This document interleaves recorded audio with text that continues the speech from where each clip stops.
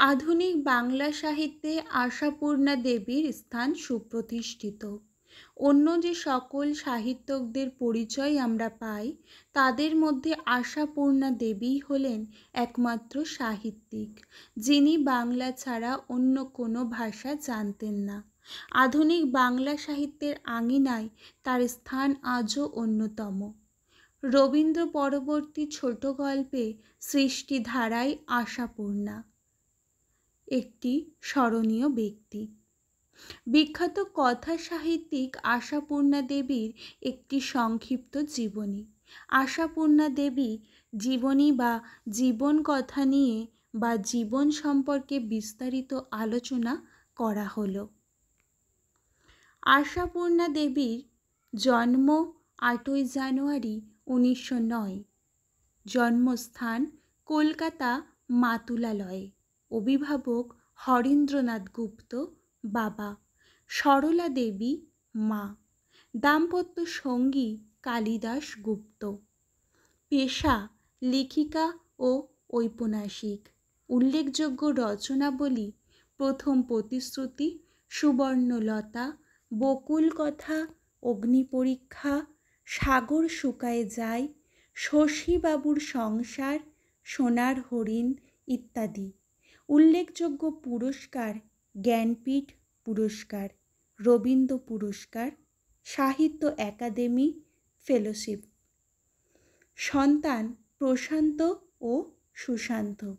মৃত্যু 13ই জুলাই 1995।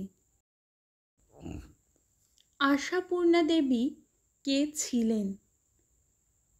আশাপূর্ণা দেবী ছিলেন একজন ভারতীয় বাঙালি ঔপন্যাসিক, ছোট গল্পকার ও শিশু সাহিত্যিক। বিংশ শতাব্দীর বাঙালি জীবন, বিশেষত সাধারণ মেয়েদের জীবনযাপন ও মনস্তত্ত্বের চরিত্রই ছিল তার রচনা মূল উপজীব্য। ব্যক্তিজীবনে নিতান্তই এক আটপৌরে মা ও গৃহবধূ আশাপূর্ণা ছিলেন। পাশ্চাত্য সাহিত্য ও দর্শনে সম্পর্কে সম্পূর্ণ অনভিজ্ঞা। বাংলা ছাড়া দ্বিতীয় কোনো ভাষা তার জ্ঞান ছিল না। বঞ্চিত হয়েছিলেন প্রথাগত শিক্ষালাভেও, কিন্তু গভীর অন্তর্দৃষ্টি ও পর্যবেক্ষণ শক্তি তাকে দান করে বাংলা সাহিত্যের অন্যতম শ্রেষ্ঠ লেখনের আসন। আশাপূর্ণা দেবীর পিতামাতা: তার পিতার নাম ছিল হরেন্দ্রনাথ গুপ্ত, মাতার নাম সরলা সুন্দরী দেবী। তার পিতামাতা ছিলেন শিল্প সাহিত্যের রসজ্ঞ ব্যক্তি। তার পিতা কমার্শিয়াল আর্টিস্ট হিসাবে যথেষ্ট কৃতিত্ব দেখিয়েছিলেন। সম্ভবত তার শিল্প প্রতিভাই আশাপূর্ণা দেবীকে সাহিত্য চর্চায় উৎসাহ প্রদান করেছিলেন।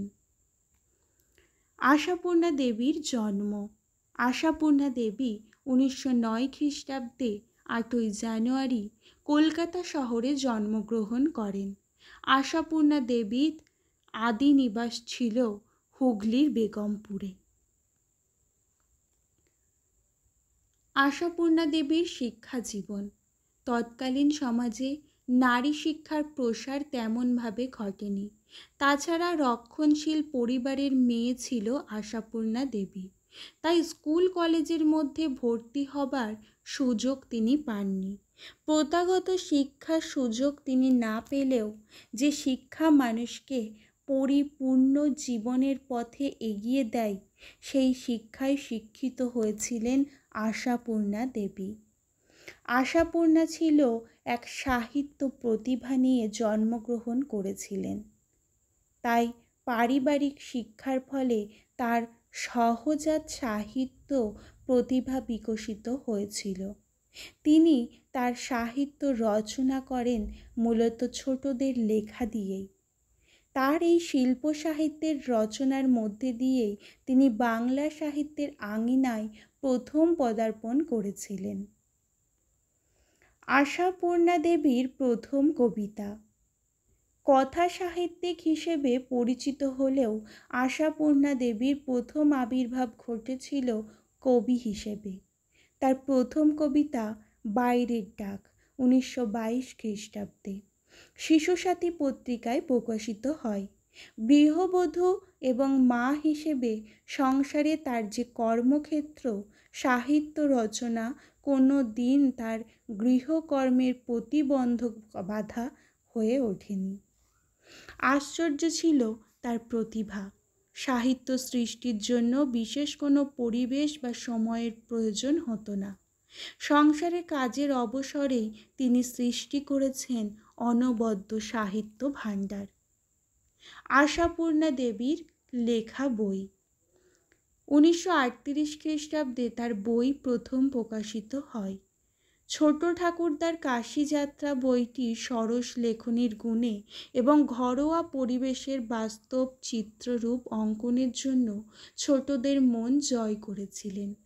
এরপর থেকে বিভিন্ন পত্র পত্রিকায় তার রচনা নিয়মিতভাবে প্রকাশ হতে থাকে। তার লেখাও চলতে থাকে বিরামহীন গতিতে।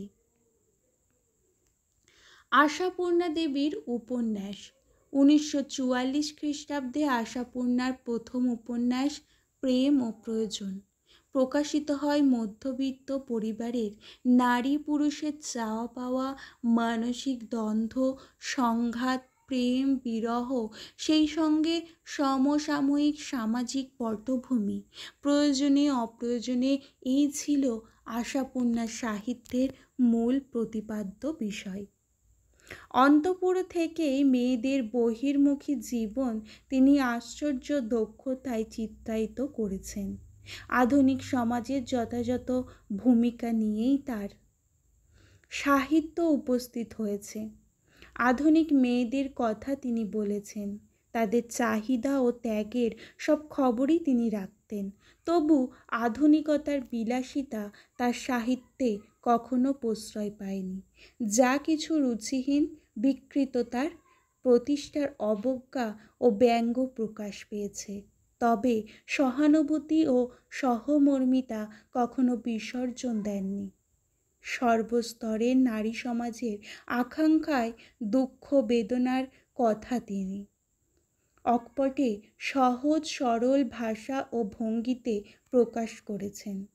পুরুষদের মনের দ্বন্দ্ব, সংঘাতও তিনি যথাযথ রূপ প্রকাশ করতে পেরেছেন। আশাপূর্ণার সাহিত্য সৃষ্টির সার্থকতা এখানেই। অসংখ্য গল্প উপন্যাস সারা জীবনে তিনি লিখেছেন। কোনো লেখা তার অনাদৃত হয়নি। তার লেখা বাঙালি মেয়েদের উজ্জীবিত করেছেন। আশাপূর্ণা দেবীর পুরস্কার সমূহ।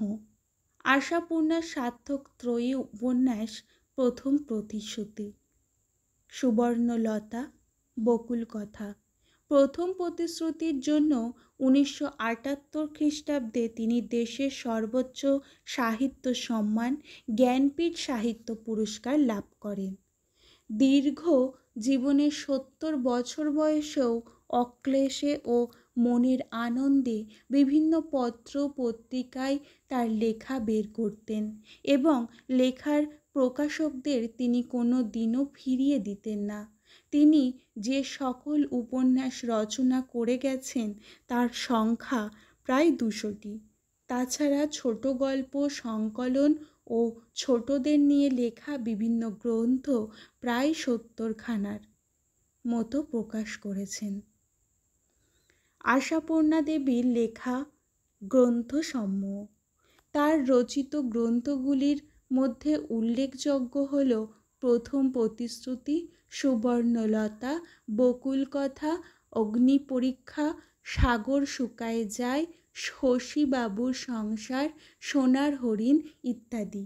তার শেষ প্রকাশিত গ্রন্থের নাম আর এক আশাপূর্ণা। বিভিন্ন ভারতীয় ভাষায় 60টিরও বেশি গ্রন্থ অনূদিত হয়েছে। সাহিত্য সাধনার জন্য তিনি রবীন্দ্র পুরস্কার, সাহিত্য একাডেমি পুরস্কার ও বিভিন্ন বিশ্ববিদ্যালয়ের ডিলিট উপাধি অর্জন করেছেন। বাংলা সাহিত্য আশাপূর্ণা দেবীর অবদান অনেক, তাই আজও তিনি বাংলা সাহিত্যে চিরস্মরণীয় হয়ে আছেন। আশাপূর্ণা দেবীর প্রাপ্ত সম্মান: 1976 পদ্মশ্রী, 1983 সম্মানিত ডক্টরেট জব্বলপুর বিশ্ববিদ্যালয়, 1987 সম্মানিত ডক্টরেট রবীন্দ্র ভারতী বিশ্ববিদ্যালয়, 1988 সম্মানিত ডক্টরেট বর্ধমান বিশ্ববিদ্যালয়, 1990 সম্মানিত ডক্টরেট যাদবপুর বিশ্ববিদ্যালয়, 1994 সাহিত্য একাডেমি। আশাপূর্ণা দেবীর মৃত্যু 1995 খ্রিস্টাব্দে 13 জুলাই। এই অসাধারণ প্রতিভা সম্পূর্ণ লেখিকার জীবন অবসান ঘটে।